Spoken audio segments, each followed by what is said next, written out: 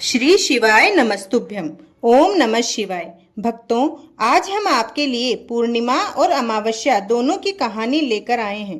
साथ ही अगर आपने अभी तक मेरे चैनल को सब्सक्राइब नहीं किया तो सब्सक्राइब कर लीजिए और बेल आइकन पर क्लिक जरूर कीजिए, जिससे हमारी वीडियो के नोटिफिकेशन आपको मिलते रहें।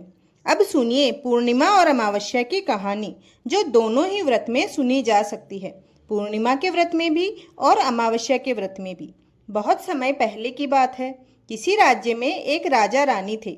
उनके 2 बेटियां और 2 बेटे थे। उनकी एक बेटी का नाम अमावस्या और दूसरी बेटी का नाम पूर्णिमा था।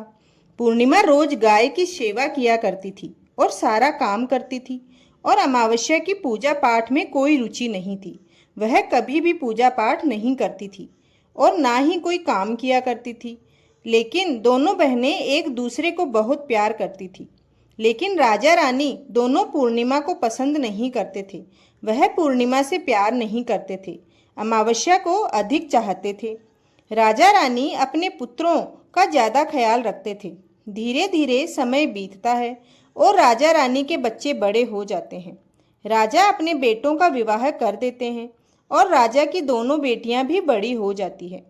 फिर सब राजा से कहते हैं कि अब इनका विवाह कर दीजिए। राजा ने कहा, विवाह तो करना ही है। तब रानी ने राजा से कहती है कि पूर्णमासी का विवाह किसी बड़े घर में मत करना, क्योंकि इसे तो काम करना पसंद है, गाय की सेवा करना पसंद है, भजन कीर्तन और कथा कहानी सुनना पसंद है, पूजा पाठ करना पसंद है, तो यह सब बड़े घर में नहीं कर पाएगी। इसलिए इसकी शादी किसी गरीब के घर में ही कर दीजिए। राजा ने कहा, ठीक है, और राजा उसके रिश्ते के तलाश में लग गए और अंत में राजा ने एक गरीब घर में पूर्णिमा का विवाह तय कर दिया। तब रानी ने सोचा, देखते हैं अमावस्या। तब रानी ने कहा, महाराज, अमावस्या भी तो विवाह के योग्य है, इसके लिए भी रिश्ता देखिए और दोनों बहनों का विवाह साथ साथ कर दीजिए। राजा ने इस गांव के राजा के बेटे के साथ अमावस्या का विवाह कर दिया तो वह बहुत खुश हुई और मन में सोचने लगी, अब देखते हैं कि पूर्णिमा गरीब के घर कैसे रहती है, बहुत पूजा पाठ करती है, देखते हैं इसके भगवान इसकी क्या मदद करते हैं। फिर समय आने पर राजा ने अपनी दोनों बेटियों का विवाह कर दिया। अमावस्या को बहुत धन दौलत देकर विदा किया, लेकिन पूर्णिमा को कुछ भी नहीं दिया। पूर्णिमा के भाई भाभी उसे बहुत प्यार करते थे, क्योंकि वह अपनी भाभीयों का काम में हाथ बटाती थी। लेकिन अमावस्या उन पर हुक्म जमाती थी। फिर अमावस्या और पूर्णिमा दोनों अपने अपने ससुराल चली गई। भक्तों, एक बार की बात है, अमावस्या ने अपने घर पर शिव पूजा रखी और उसने सबको बुलाया, लेकिन अपनी बहन पूर्णिमा को नहीं बुलाया, क्योंकि वह गरीब थी। पूर्णिमा दरवाजे पर बैठी थी तो गांव की औरतों ने कहा कि तुम्हारी बहन के घर से बुलावा आया है, उसने हम सबको बुलाया है, उसने अपने घर पर शिव पूजा रखी है, तुम नहीं चल रही हो? तब पूर्णिमा ने कहा, नहीं, मैं नहीं जा रही, अमावस्या ने मुझे बुलाया ही नहीं, तो मैं कैसे जा सकती हूँ। तब गांव की महिलाओं ने कहा, नहीं बुलाया तो क्या हुआ, पूजा पाठ है, तुम चलो हमारे साथ। गांव की औरतों की बात मानकर पूर्णिमा शिव चर्चा में चली गई।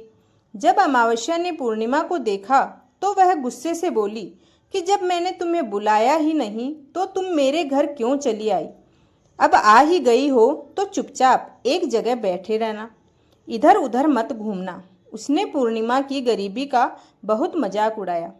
पूर्णिमा की आंखों से आंसू बहने लगे और वह भगवान शिव से प्रार्थना करने लगी, हे भगवान, मुझ पर आप कृपा करेंगे, कब कृपा करेंगे? पूजा पाठ करना, गाय की सेवा करना क्या गलत है? भगवान, अब मुझ पर रहम करो। इस तरह वह भगवान से विनती करती रही। शिव चर्चा पूरी हो गई और अमावस्या ने सबको प्रसाद दिया, लेकिन पूर्णिमा को प्रसाद नहीं दिया। पूर्णिमा बिना प्रसाद के वापस आ गई। वह रास्ते में सोचती है कि घर पर बच्चे प्रसाद मांगेंगे तो मैं उनसे क्या कहूँगी। फिर उसके मन में विचार आया कि क्यों न अपने भाई भाभी से मिलकर आऊं। फिर वह अपने पति और बच्चों से बात कर अपने मायके जाने के लिए निकल गई। चलते चलते उसे एक तुलसी का पेड़ मिला। वहाँ एक चबूतरा बना था जिस पर एक बूढ़ी औरत बैठी थी। उसने पूर्णिमा से पूछा, तुम कौन हो, कहाँ जा रही हो? तब पूर्णिमा ने बूढ़ी अम्मा से कहा, माँ, मैं पूर्णिमा हूँ और अपने भाई भाभी से मिलने जा रही हूँ। माँ जी ने कहा, बेटा, यह तुलसी का पौधा सूख रहा है, इसमें थोड़ा जल डाल दो और चबूतरे की भी धुलाई कर दो। पूर्णिमा ने चबूतरे की धुलाई कर दी और तुलसी की पूजा की, उसमें जल डाला और बूढ़ी माँ को भी स्नान कराया और उनके चरण दबाए। फिर पूर्णिमा ने कहा, माँ जी, कोई और काम है क्या? बूढ़ी माँ ने कहा, नहीं बेटी, और उसे खूब आशीर्वाद दिया और कहा, तुम अपने मायके जाकर आओ, लेकिन लौटते समय मुझसे मिलकर जाना। तो उसने कहा, ठीक है माँ जी, और वह आगे बढ़ी। चलते चलते रास्ते में उसे एक शिव मंदिर मिला। वहाँ भी एक चबूतरा था। उसने वहाँ पर एक बूढ़े बाबा बैठे थे। वह कोई और नहीं, स्वयं भगवान शिव थे। लेकिन पूर्णिमा उन्हें पहचान नहीं पाई। बूढ़े बाबा ने कहा, तुम कौन हो बेटी? तब पूर्णिमा बोली, क्या बात है बाबा? तब बाबा बोले, क्या तुम इस मंदिर की साफ सफाई कर दोगी? बहुत गंदा हो गया है, और ये चबूतरा भी धो देना, और मेरे नहाने के लिए 2 बाल्टी भर देना, तो तुम्हारा बहुत एहसान होगा। पूर्णिमा ने खुशी खुशी सब काम कर दिया और भगवान शिव की पूजा की। थोड़ा और आगे चली तो उसे काली माँ का मंदिर मिला। काली माँ भी एक बूढ़ी माँ के रूप में वहाँ बैठी थी। काली माँ ने कहा, बेटी, कौन हो? तो पूर्णिमा ने अपना नाम बताया और कहा, क्या बात है माँ जी? तब बूढ़ी माँ ने कहा, बेटी, यहाँ सब कोई पूजा पाठ तो कर जाता है, लेकिन कोई मंदिर साफ नहीं करता। देखो मंदिर कितना गंदा हो गया है, जरा इसकी साफ सफाई तो कर दो। पूर्णिमा ने मंदिर की सफाई की, माँ का श्रृंगार किया, पूजा की। उसके बाद बूढ़ी माँ को स्नान कराया और हाथ पैर दबाए। फिर वह आगे बढ़ी तो एक नदी मिली। वहाँ भी एक बूढ़ी माँ बैठी थी। वह कोई और नहीं, गंगा मैया थी। उन्होंने कहा कि बेटी कौन हो? तो अपना उसने नाम बताया। बेटी, यहाँ सब स्नान तो करते हैं, लेकिन कोई साफ सफाई नहीं करता। तुम यहाँ की साफ सफाई कर दो। पूर्णिमा ने नदी की सफाई की, बूढ़ी माँ की सेवा की और आगे बढ़ने लगी। तो बूढ़ी माँ ने कहा, बेटा, वापस आते समय मुझसे मिलकर जाना। फिर पूर्णिमा नाव में बैठकर अपने पीहर के लिए जाने लगी। नाव में बहुत सारे फूल बिछे हुए थे। पूर्णिमा अपने पीहर पहुंच गई। वहां भाई भाभी ने उसका बहुत आदर सत्कार किया और उसकी खूब खातिर की। फिर सब खूब बातें करते हैं। सुबह जब ननद जाने को तैयार हुई तो भाभी ने एक लाल साड़ी दी और कहा, ननद जी, इस साड़ी को पहन लो, और हाँ, जल्दी जल्दी आया करो, बहुत दिनों के बाद आते हो। फिर ननद ने कहा, भाभी, आप जब भी बुलाओगे मैं आ जाऊंगी। पूर्णमासी को खूब सारा धन देकर विदा किया। उन्होंने उसे एक थैला दिया।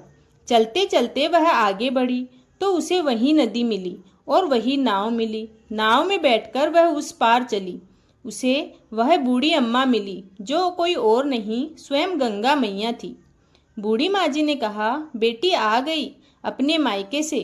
पूर्णिमा ने कहा, हाँ माँ जी। अम्मा ने कहा, बेटी, यह ठेला ले जा, बहुत भारी है, मैं इसे कहाँ रखूंगी, इसलिए तू इसे ले जा, लेकिन इसे रास्ते में मत खोलना, अपने घर जाकर ही खोलना। पूर्णिमा ने कहा, ठीक है माँ जी, और वह आगे चल दी। आगे काली माँ का मंदिर था। वहाँ भी वह बूढ़ी माँ मिली और उन्होंने भी पूर्णिमा को एक थैला दिया। अब उसके पास 3 थैले हो गए थे। फिर कुछ आगे बढ़ी तो शिव मंदिर मिला। वहाँ भगवान शिव बाबा के रूप में बैठे थे। उन्होंने भी उसे एक थैला दिया। अब वह तुलसी माँ के पास पहुंची। उन्होंने भी उसे एक थैला दिया। अब उसके पास 5 थैले हो गए थे। सबसे पहले उसने अपने मायके वाला थैला खोला। उसमें खाने पीने की चीजें, कपड़े और गहने थे। खाने पीने की चीज और कपड़े अपने बच्चों को दिए तो बच्चे उन कपड़ों को पहनकर बहुत खुश हुए। अब उसने दूसरा थैला खोला जो गंगा मैया ने दिया था। उसमें खूब सारा सोना चांदी भरा हुआ था। तीसरा थैला जो काली माँ ने दिया था, उसमें 16 श्रृंगार भरा हुआ था। चौथा थैला खोला तो भगवान शिव ने दिया था। उसमें सब खुशियां थी, धन संपत्ति सब कुछ था। पांचवा थैला जो तुलसी मैया ने दिया था, उसमें चावल थे, गहने थे और भी बहुत कुछ भरा हुआ था। अब पूर्णमासी के घर में किसी प्रकार की कोई कमी नहीं थी। उसके घर में धन संपत्ति सब कुछ हो गए थे। एक दिन पूर्णमासी ने सोचा, क्यों ना मैं भी अपने घर में शिव चर्चा यानी कि शिव महिमा कर लूं। तो उसने सारे गांव वालों को बुलाया। वह अपनी बहन अमावस्या के घर भी गई। जब अमावस्या अपनी बहन के घर शिव महिमा सुनने के लिए आई तो उसने अपनी बहन के घर में सारे राज ठाट देखे और आश्चर्यचकित रह गई। फिर अमावस्या ने पूछा कि तुम्हारे पास इतना सारा धन कैसे हुआ? तब पूर्णमासी ने कहा, जब तुमने अपने घर में शिव चर्चा रखी थी और मुझे नहीं बुलाया, फिर भी मैं बिना बुलाए तुम्हारे घर गई। तुमने मेरी गरीबी का मजाक उड़ाया और मुझे भगवान का प्रसाद नहीं दिया। फिर तुम्हारे घर से आने के बाद मैं मायके गई और फिर उसके आगे की घटना उसने अमावस्या को सब विस्तार से बता दी। तब अमावस्या ने कहा, मैं भी जाऊंगी, तुम भी मुझे प्रसाद मत देना और मुझे अपमानित करके भेजो। पूर्णिमा ने कहा, नहीं, मैं ऐसा नहीं कर सकती। लेकिन अमावस्या ने प्रसाद नहीं लिया और अपने घर जाकर अपने पति और बच्चों को कहने लगी कि मैं अपने पीहर जाकर आ रही हूँ। चलते चलते उसे तुलसी माँ मिली। उन्होंने कहा, बेटी, यह चबूतरा धो दो तो और इस तुलसी में पानी डाल दो। तो उसने कहा, बुढ़िया, मैं इतनी महंगी साड़ी पहन कर आई हूँ, इसे पहनकर मैं चबूतरा धोऊंगी तो यह गंदी हो जाएगी। आगे चलकर उसे शिव भगवान मिले, उन्हें भी उसने ऐसे ही कहा। काली माता मिली, उनको भी उसने ऐसे ही जवाब दिया और गंगा मैया को भी उसने यही जवाब दिया। फिर वह नाव में बैठी तो नाव में कांटे थे और वह अपने पीहर पहुंच गई। जब उनकी भाभीयों ने देखा तो उन्होंने सोचा, अरे यह कहाँ से आ गई, अब परेशान करेगी। उन्होंने सोचा, पूर्णिमा के पास तो कुछ भी नहीं था, इसलिए उसे सब कुछ दिया, लेकिन ये यहाँ क्यों आई है? भाभीयों ने कहा, कोई बात नहीं ननद जी, आप आ ही गए हो तो बैठो। उन्होंने सोचा, ये तो कुछ काम करवाएगी नहीं, बेचारी पूर्णमासी तो सारा काम करवाती थी। अमावस्या खाना खाकर सो गई, किसी ने उससे बात नहीं की। जब सुबह हुई तो अमावस्या ने कहा, भाभी, हम जा रहे हैं, हमें विदा कर दो। भाभी ने कहा, ठीक है ननद जी, आप जाओ। अमावस्या ने कहा, भाभी, आपने पूर्णिमा को तो एक थैला दिया था, मुझे कुछ नहीं दोगे? तब भाभीयों ने कहा, ननद जी, आप जाओ, थैला आपके घर पहुंच जाएगा। आगे गई तो गंगा मैया मिली। अमावस्या ने कहा, पूर्णिमा को तो आपने थैला दिया था, मुझे कुछ नहीं दोगी? तो गंगा मैया ने कहा, जाओ बेटी, तुम्हारे घर थैला पहुंच जाएगा। आगे काली माता मिली। काली माता को भी उसने यही कहा और काली माता ने भी यही कहा कि मैं थैला तुम्हारे घर पहुंचा दूंगी। शिव जी ने भी ऐसा ही कहा और तुलसी माता ने भी यही जवाब दिया। जब वह घर पहुंची तो उसके आंगन में 5 थैले रखे थे। अमावस्या ने जल्दी जल्दी थैले खोले तो किसी में मिट्टी, किसी में ईंट पत्थर, तो किसी में सांप केंचुए निकले। उसने अपना माथा पीट लिया और कहा, हे भगवान, मुझे मायके में भी कुछ नहीं मिला और यहाँ पर भी कुछ नहीं मिला। फिर अमावस्या दौड़कर पूर्णिमा के पास जाती है और कहती है, तुम्हें तो सबने बहुत सारा धन दिया, मुझे कुछ नहीं दिया और मेरा खुद का सारा धन खत्म हो गया। तब पूर्णिमा कहती है कि मैं जब भी पीहर जाती हूँ तो भाभीयों के साथ काम करवाती हूँ और तुमने तो भाभी की कभी मदद नहीं की, तो भाभी तुमको क्या देती? गंगा माँ को भी तुमने ठुकरा दिया, भगवान शिव, माता काली, तुलसी मैया को भी तुमने ठुकरा दिया, इसलिए भगवान ने तुम्हें कुछ नहीं दिया। अमावस्या कहती है, बहन, मुझे माफ कर दो, मैं सदा तुम पर अत्याचार करती रही, तुम्हें भला बुरा कहती रही, लेकिन इसमें मेरा कोई कसूर नहीं। मुझे भी बताओ मैं कैसे भक्ति करूं? मैं भी भक्ति करके तुम्हारी तरह अच्छी औरत बनना चाहती हूँ। तब पूर्णिमा ने कहा, बहन, 3 सूत्र का ज्ञान ले लो। पहले सूत्र में दया मांगना, दूसरे सूत्र में शिव चर्चा करना और तीसरे सूत्र में 108 बार ओम नमः शिवाय का जाप करना।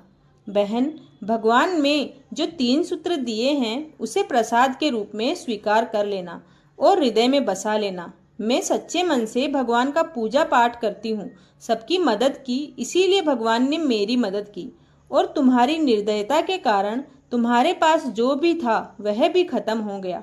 लेकिन अब चिंता मत करो और भगवान की भक्ति करो, भगवान तुम्हारी स्थिति पहले जैसी अवश्य करेंगे। तब अमावस्या अपने घर गई और भगवान से माफी मांगने लगी और पूजा पाठ करने लगी। जय हो भगवान शिव जी की। भक्तों, अगर आपको ये वीडियो पसंद आया हो तो कमेंट में ओम नमः शिवाय जरूर लिखें और वीडियो को लाइक अवश्य करें और चैनल को जरूर सब्सक्राइब करें। धन्यवाद।